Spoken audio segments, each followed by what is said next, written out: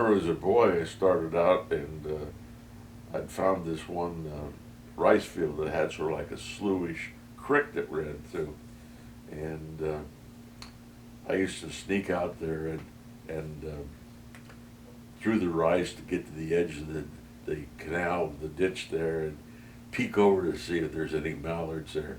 And that's, I think, the place I shot my first mallard.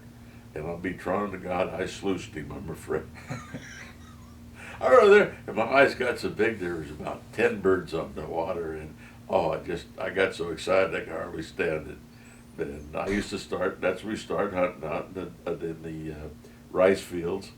And sometimes you get an area out there with a tractor and run down and made sort of an indentation that would fill up with water, and you'd stick 2 or 3 decoys out there, lay over the shack and start calling.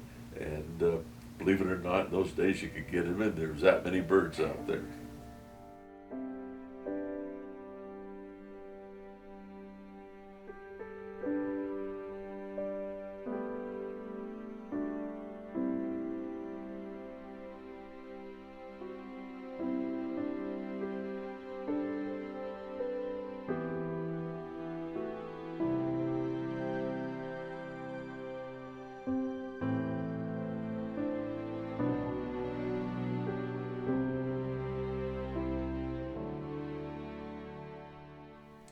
I remember one night, this friend of mine had a friend that wanted to come with us. And we got out there at the river, and the trees were going by, and the foam was all over the place. And we jumped in the boat, bounced off a tree rod. This guy's down at the bottom of the boat just praying to God. And I thought it was sort of funny at the time because we were used to going there. And I look back now, I can really see why he was. We were out there bouncing off of great big trees going on the river and stuff. I don't think we were just too well. We just enjoyed it so much and got used to, running into things. And I had sort of reinforced the bow of my boat after I ran over a land pine out there one time. I think duck hunters are born. And once you try it, if you love it, you never can get away from it.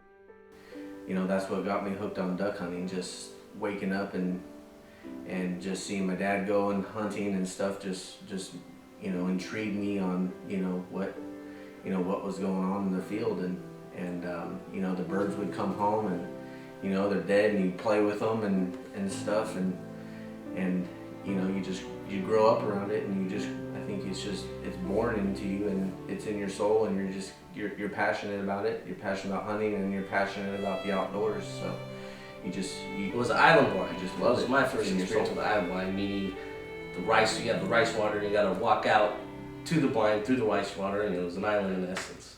And that was my first experience with that. And walking out to an island blind at 4:15 in the morning for about 50 yards really takes a toll. And I remember that day very vividly because first we didn't time shoot I went duck anything. hunting, I shot a limit, and I was just super pumped. I shot and I was out there by myself, nobody else was with me, and got my decoy set up and get in the blind, and I'm grabbing a bunch of weeds around the blind, and I pulled on what we call razor weed. And Second year of hunting waterfowl, and I'd always say, call the birds, tell Larry, call the birds, and they're too high, too far away. So there's snow geese were everywhere.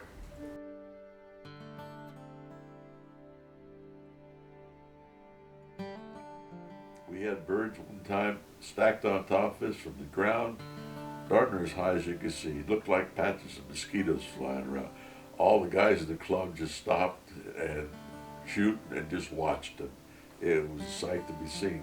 It's amazing if you've never been under them like that when they're coming in from the north and they find an area and they start to settle down and they just sort of circle like Indian fashion, the old ways around the wagon train, and they just as high as you can see and right to the ground and out a mile or so there's specks of them. But those type of hunts you remember for a lifetime.